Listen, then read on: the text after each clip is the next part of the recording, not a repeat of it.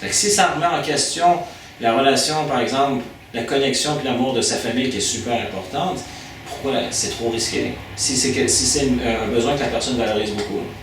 Fait que comment peut-elle faire le changement tout en étant reconnue, connectée, puis je veux dire aimée par sa famille? Ou tout en n'ayant plus besoin d'être aimé par sa famille, forcément d'une façon aussi. toxique. Aussi, il y a plusieurs stratégies après, c'est de voir que donc des fois des personnes, j'ai déjà vu, ont confronté leur famille d'une manière écologique. Fait que là, à un moment donné, ils n'étaient pas trop d'accord, comme que leur fille sorte avec ce gars-là ou que leur gars sorte avec cette fille-là, mais que finalement, l'autre a bien fait les choses, puis que la personne s'est positionnée, puis que finalement, OK, finalement, c'est bon. Je donne un exemple. Ça, c'est un classique, là. Parce que oui, OK, finalement, ça respecte les valeurs de ma famille. Des fois, ça passe pas, mais d'autres fois... Ben, ça peut être... Fait que des fois, on n'a pas le choix. Malheureusement, dans certains cas, de couper les ponts. C'est vrai. Ouais. Mais, donc, en ayant ça, là, dans les modèles que vous avez vus, bon, c'est sûr que de manière de base, de manière systémique, vous avez vu le modèle de communication. Donc, il amène toutes sortes, telle chose, telle chose. Puis après, plus spécifiquement, on a vu le score, les niveaux logiques et les besoins. Et je vous dirais, dans les outils déjà qui vous permettent d'aider les gens, bon, avec toutes les notions que vous avez, mais c'est des petits modèles que vous avez, que vous pouvez revenir souvent d'avoir dans votre esprit, qui font partie de votre manière de penser. En plus des besoins, donc les deux modèles de besoins, donc de Maslow et Robbins, vous avez la notion de la triade. Donc quand la personne est là-dedans, donc elle est dans telle émotion, sur quoi elle focus, c'est quoi le sens qu'elle donne à ça, c'est quoi sa physiologie, et que déjà ça, elle peut commencer à faire des changements par l'utilisation de cette triade. Mais évidemment, avant même de faire des changements, on veut savoir est-ce que c'est écologique pour elle. Et pour savoir si c'est écologique, il y a la notion d'intention positive par rapport aux besoins. Vous me suivez?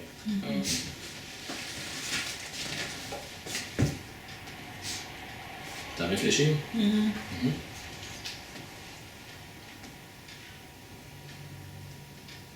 OK. Par rapport à l'hostie de questionnement quotidien, c'est plus clair? Ouais. C'est que ça répondait à un besoin.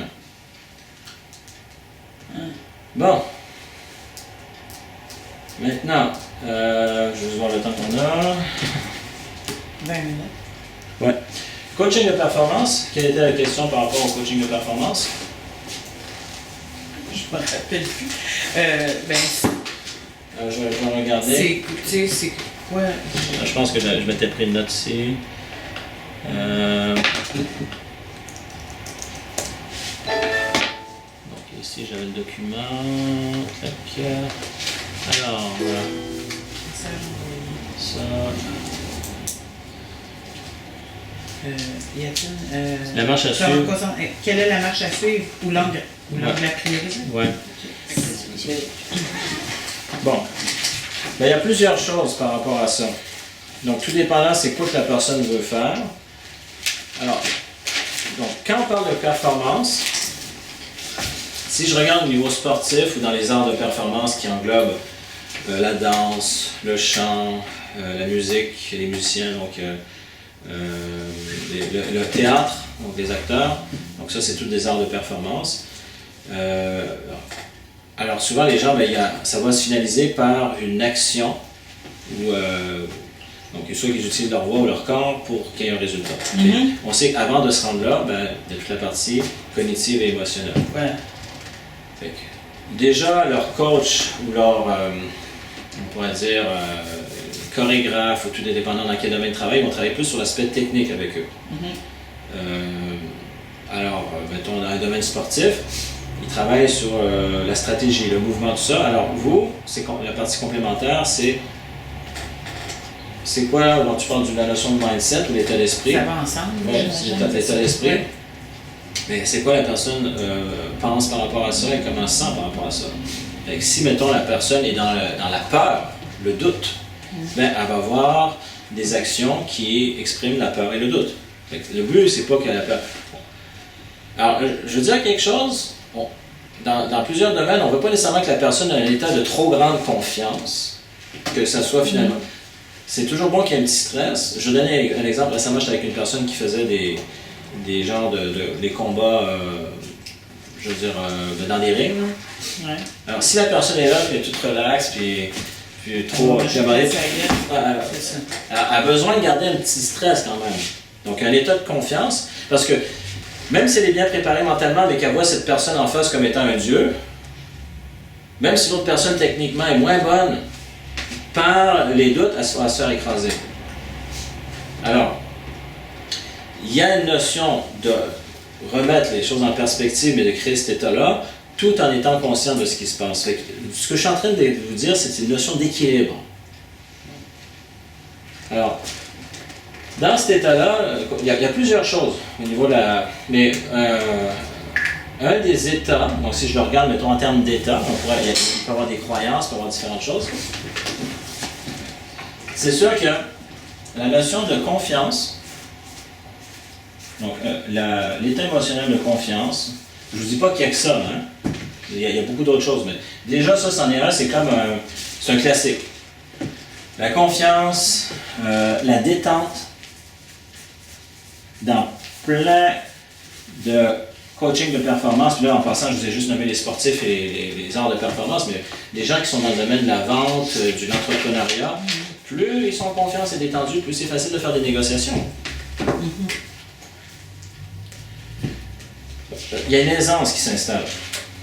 Mais évidemment, ça ne va pas compenser pour la préparation. Ils ont besoin de se préparer quand même. Ils ont besoin d'avoir des stratégies quand même, d'avoir des compétences. Et là, cet état leur permet d'accéder à toutes leurs capacités. Parce que si je prends l'exemple d'une personne qui est trop stressée, comme je vous avais déjà donné des exemples avec des étudiants qui ont l'anxiété de performance, puis qu'ils arrivent à l'examen, ils ne se rappellent plus de rien. Fait que même s'ils savaient la matière, le niveau de stress est tellement élevé que pouf, ça court-circuite entre autres les capacités cognitives, la mémoire et tout. Ils ne se rappellent plus. Fait que là, c'est juste à être sûr. Donc, là-dedans, ben, oui, je pourrais rajouter aussi un état d'alerte. Non, pas un état d'alerte, être alerte. Être alerte. Donc, c'est comme un petit stress, mais pas un stress qui est trop élevé, parce que là, on parlerait de distress, mais c'est le stress. Donc, c'est un niveau qui est juste assez pour être alerte. OK. Là, on commence à parler d'un état de performance. Parallèlement, dans l'état d'esprit, dans le mindset du gagnant, une chose qu'on a parlé maintes et maintes fois, donc il n'y a pas que ça, mais qui va faire la différence entre une personne qui va pas accomplir grand-chose, une personne qui va réussir, c'est déjà de régler la notion de croire à l'échec par la notion d'apprentissage. Déjà, si vous identifiez ça c'est énorme. Bon, c'est d'identifier, est-ce qu'il y a encore ces croyances à l'échec?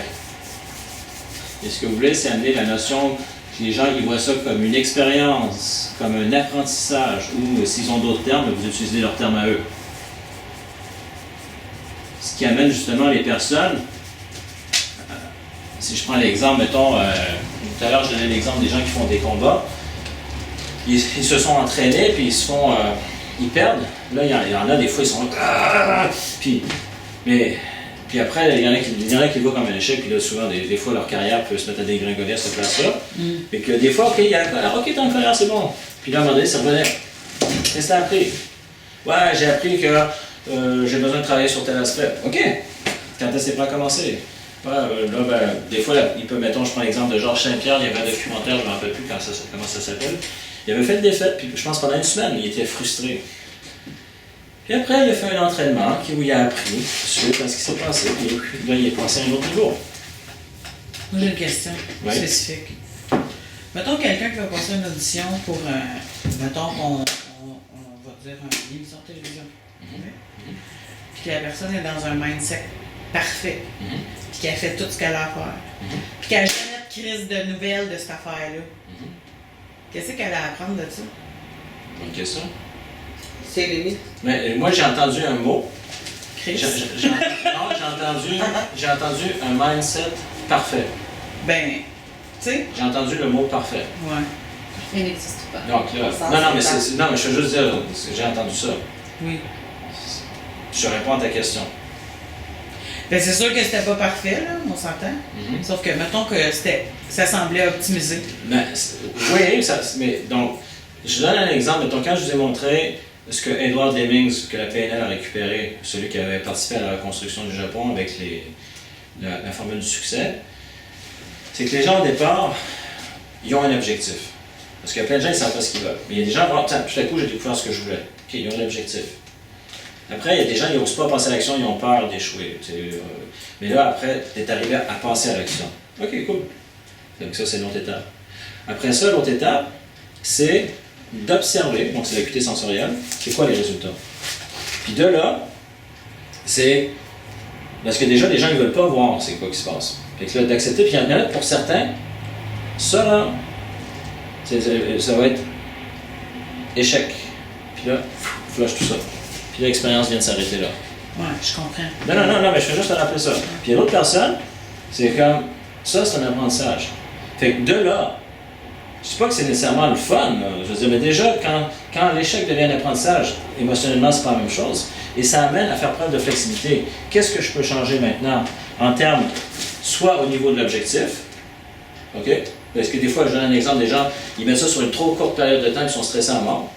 Puis là, des fois, ils vont réajuster des paramètres. Je donne l'exemple du temps, mais ça peut être d'autres paramètres, où ils pensaient d'aller passer par un moyen, mais finalement, ils vont choisir de passer par un autre moyen pour arriver à leur objectif. Et puis après, même par les actions, donc ils peuvent changer donc, soit l'objectif ou la qualité des actions pour arriver à leur objectif. Donc, jusqu'à temps qu'à un moment donné, ils ont le résultat. Et là, ben, on sort de l'équation. Puis éventuellement, ben, ils ont d'autres objectifs.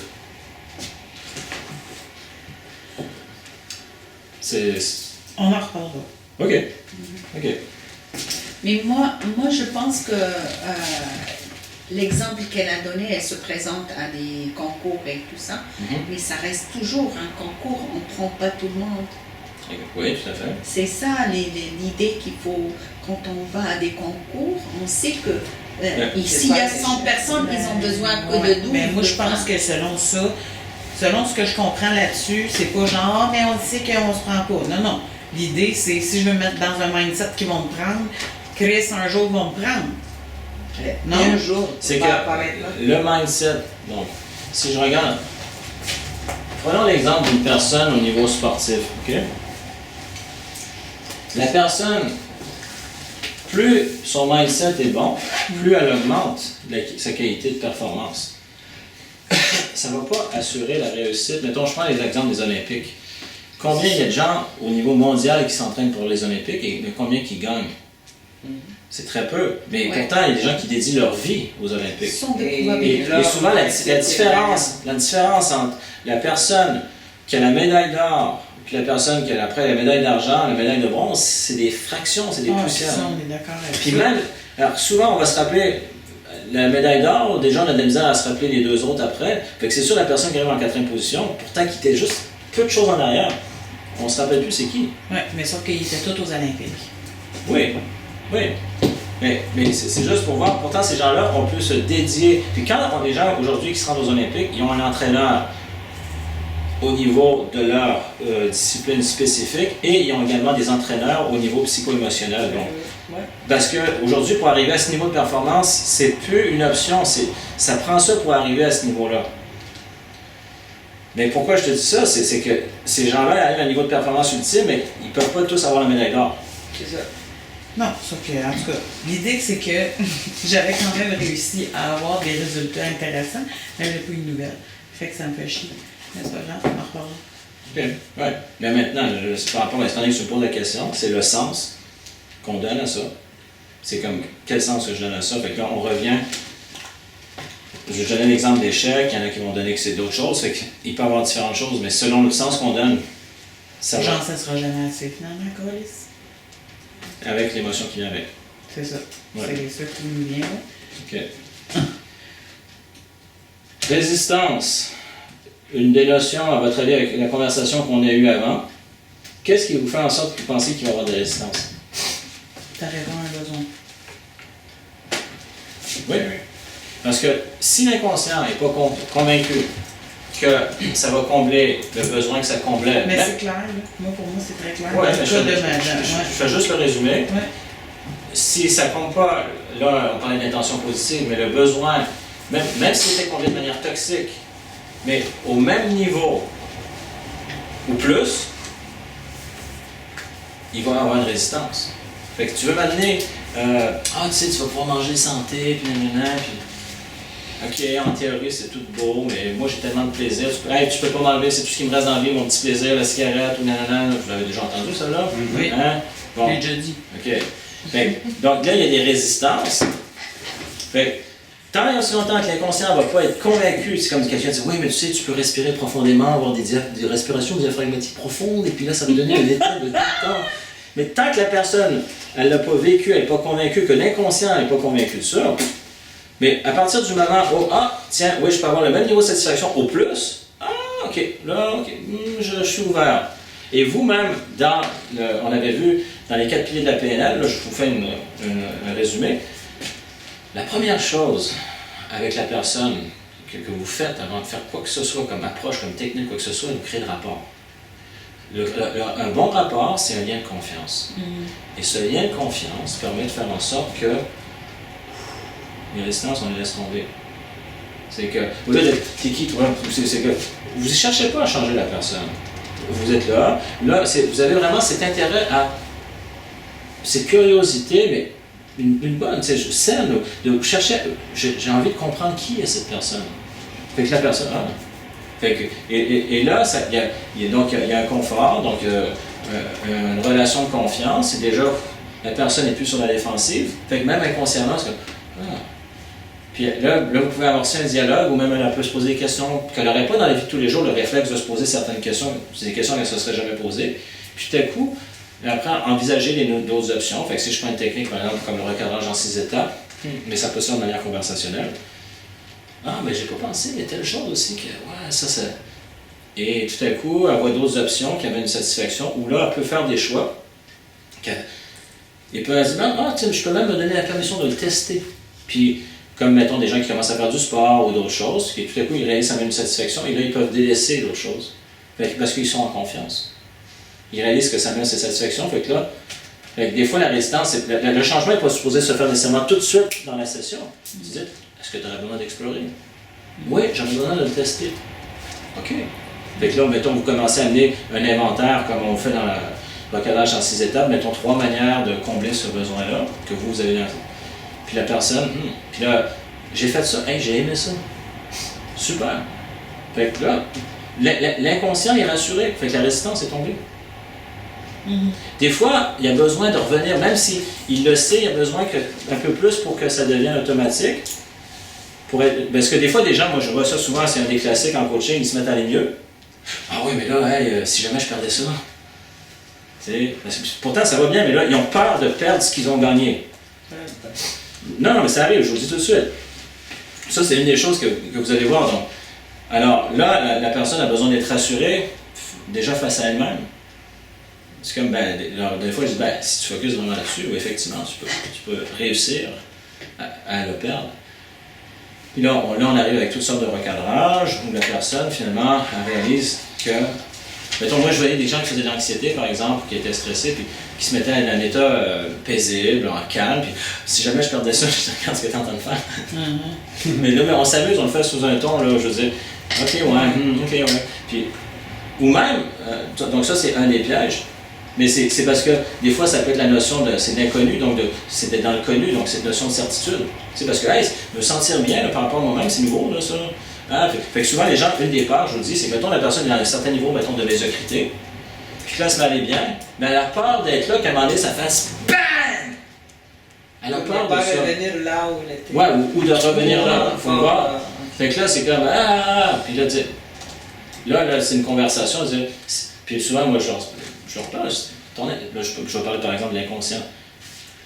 Il te fait respirer, il compte plein de choses pour toi. S'il sait que c'est bon pour toi, pourquoi tu retournes là, tu sais? Puis là, on commence là, oui, c'est vrai, ça me sent. Vu, non, puis petit à petit, on fait des liens, puis fait que là, ça lâche.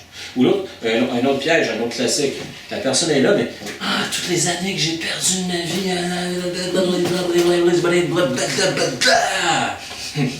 OK? Tu sais, là, t'es dans le passé. Quel moment qui compte dans ça? c'est le présent. C'est le présent. Donc, le passé n'existe plus, le futur n'est pas encore là. Puis là, on revient là-dedans, mais pas juste de manière rationnelle. Puis là, la personne qui est... Ouais.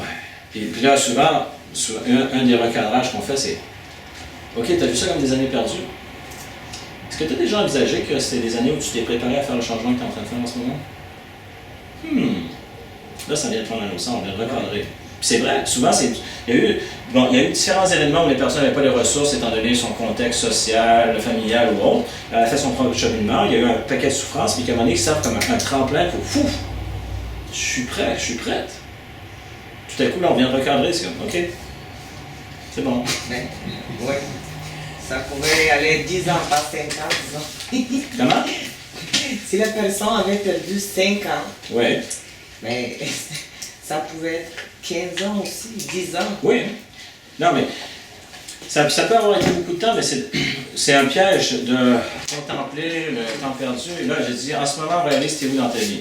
Tu as fait telle démarche, tu as contacté un coach, tu as fait même d'autres choses avant, tu es rendu là. Puis là, la personne, ça la ramène dans le présent. Puis que là, elle réalise que même tout ça, moi, je regarde des gens, mettons, je peux vous donner tellement d'exemples, qui ont fait des professions qui n'avaient rien à voir avec qui ils étaient. OK? Qui considèrent qu'ils ont perdu plein d'années de leur vie. Mais que là, que finalement, ils réalisent que ça, il y a eu un travail de connaissance de soi à travers ça, dont ils bénéficient maintenant, et que même ils peuvent les faire bénéficier d'autres personnes. Génial! Fait que tout ce qui avait l'impression que c'était perdu, c'est comme, j'aime bien l'expression, avec du fumier on fait des fleurs, on peut faire pousser des légumes. Ouais. C'est que tout ça, finalement, ça peut transformer en quelque chose qui est bon pour eux et puis bon pour d'autres personnes. Mais jamais rien de perdu. Ça dépend qu'est-ce qu'on veut en faire.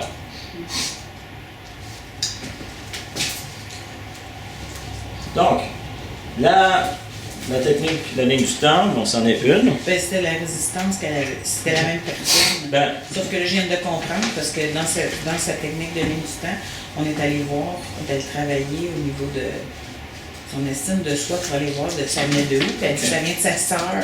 Fait que là, c'est relié à la famille encore. C'est pour ça qu'elle a résisté. Quand je vous ai parlé de besoin, je vais ramener la notion. Bon, on a utilisé, tout à l'heure, je vous ai donné un terme qui était la notion d'intention positive. Ouais. Que même si le comportement, ou peu importe le schéma en question, au premier niveau, est toxique, l'intention positive, c'est de combler un besoin. Et un autre terme qui est complémentaire qu'on a souvent utilisé, c'est la notion d'écologie. Donc, écologie, mettons ça, on parle, mettons, la notion de combler un besoin, mais que justement, si c'est la nouvelle manière, le nouveau moyen de combler le besoin est inférieur, c'est pas écologique. Donc, il doit au moins être au même niveau en termes d'unité de satisfaction, on pourrait dire, appelez ça comme vous voulez, ou supérieur. Là, c'est écologique. Et là, la personne, justement, ça va faire... Bon. Donc, là, souvent, c'est à travers une conversation, à travers une expérience, où elle se détend, donc... il n'arrivait pas à se détendre. Bon, il peut le faire. Donc, des fois, il peut y avoir d'autres étapes avant, où c'est à travers une conversation, et que là, on va arriver à ça. J'y reviendrai avec elle. OK. Merci. Ça me fait plaisir. Donc, il est maintenant 6 heures. Ça vous a aidé? Oui. Oui. All right. Yeah! Merci David. Ça fait plaisir. Merci. Fait que maintenant, par rapport à ce que vous m'avez demandé, comme Cressy entre autres, ou même Jonathan, vous m'envoyez des courriels, je vais coordonner avec vous pour faire en sorte que, entre autres, sur les plans des diplômes, sur le plan des démarches, puis même s'il y avait d'autres aspects que je vous avais dit, ah oui, les formules, que je puisse voir puis comme coordonner avec vous là, pour que ça se fasse. All right? Excellent. Merci. Ça fait plaisir.